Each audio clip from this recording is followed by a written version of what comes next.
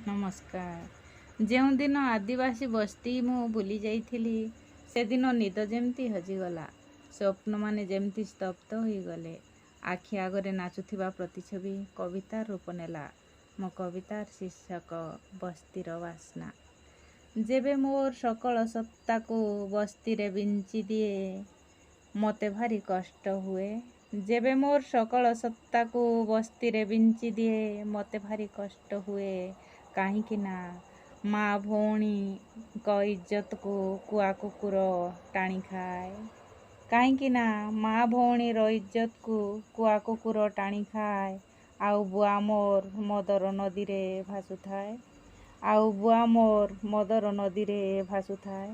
ଦୁଃଖ ଯେତେ ଦଳି ଦିଏ ତା ଦୁଇ ପାଦରେ, ଯେବେ ମୁଁ ଦୁର୍ବଳ ହୁଏ ମୋ ଅବହେଳିତ ଭବିଷ୍ୟତ ଭାବନାରେ। ଦୁଃଖ ମୋତେ ଦଳି ଦିଏ ତା ଦୁଇ ପାଦରେ, ଯେବେ ମୁଁ ଦୁର୍ବଳ ହୁଏ ମୋ ଅବହେଳିତ ଭବିଷ୍ୟତ ଭାବନାରେ। ଯୁବମାନସର ଉଚ୍ଛୃଙ୍ଖଳତାରେ, ଶିକ୍ଷା ସଚେତନ ସ୍ୱାସ୍ଥ୍ୟ କୁସଂସ୍କାର ଅନ୍ଧବିଶ୍ୱାସରେ ଝରି ଯାଉଥିବା ପତଙ୍ଗ ପରି ସମାଜଟିଏ ଏ ଘଟଣାର ଘୂର୍ଣ୍ଣିଝଡ଼ ମୋ ହୃଦୟକୁ ଖିନ ଭିନ କରି ପକାଏ। ଏ ଘଟଣାର ଘୂର୍ଣ୍ଣିଝଡ଼ ମୋ ହୃଦୟକୁ ଖିନ ଭିନ କରି ପକାଏ।